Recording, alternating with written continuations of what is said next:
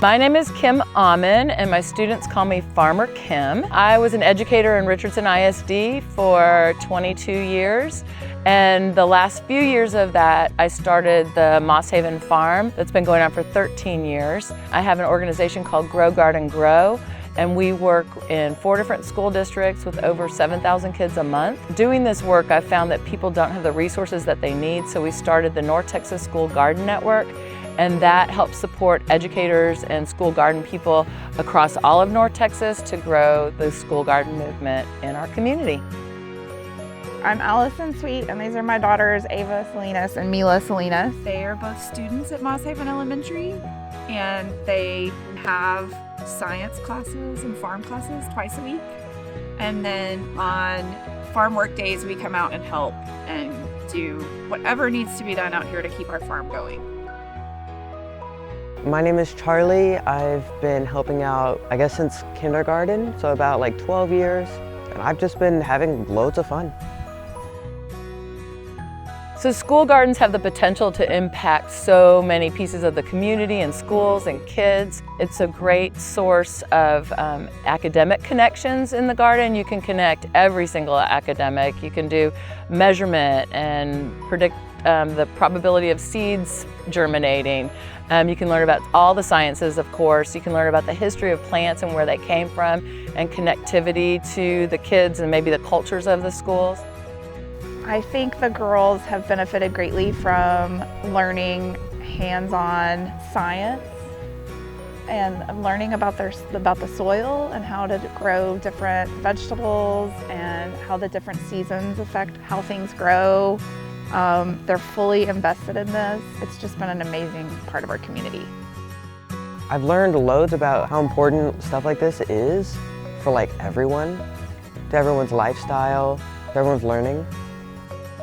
Benefits of school gardens are far-reaching. There's academic benefit, environmental benefits, but also health benefits. When we started Moss Haven Farm, we worked with the American Heart Association, and they sponsored our garden in the beginning, and we just thought it would be a great academic outlet for kids. But then we soon discovered that it's important to teach kids about healthiness and the healthiness of the planet and the healthiness of themselves.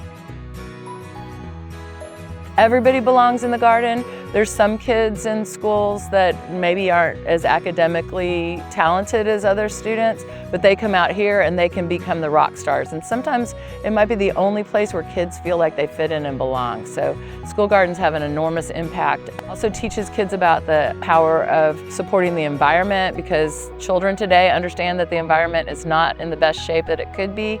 And this has the potential to teach kids to care for the earth and the planet, because there's no planet B, and they know that.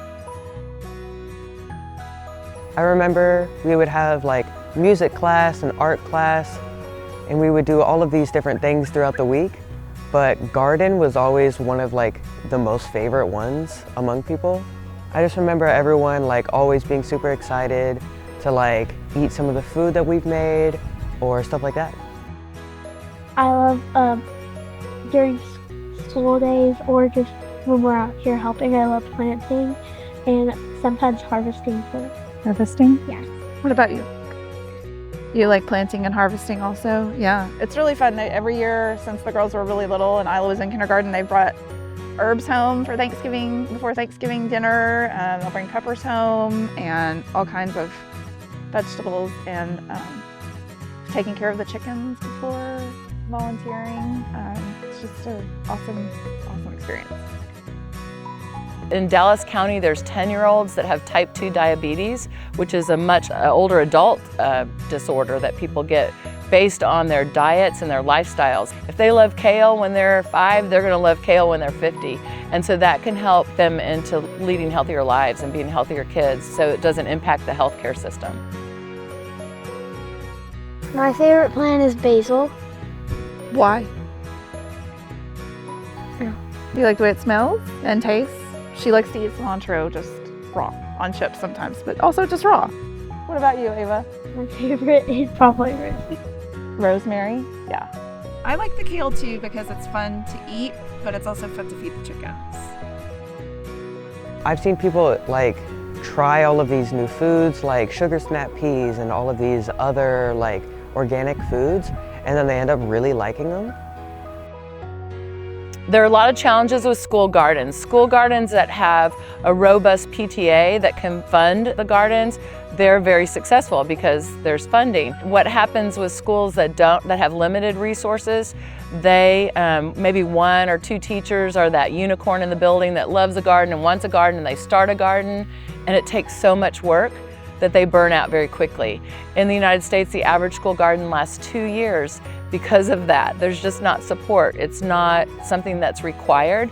So there's no funding and there's no services available for people that want to do it. It's very difficult to keep it going, but the impact that it can make is huge.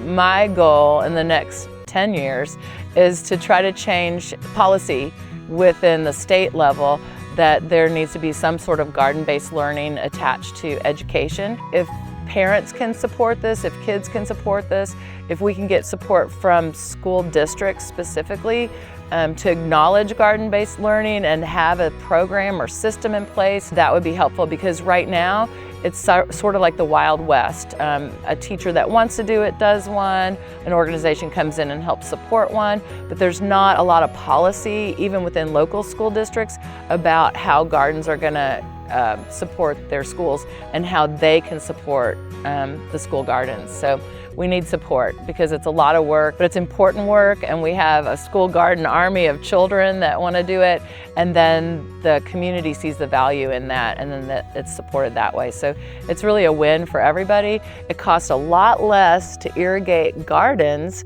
than it does grass or football fields.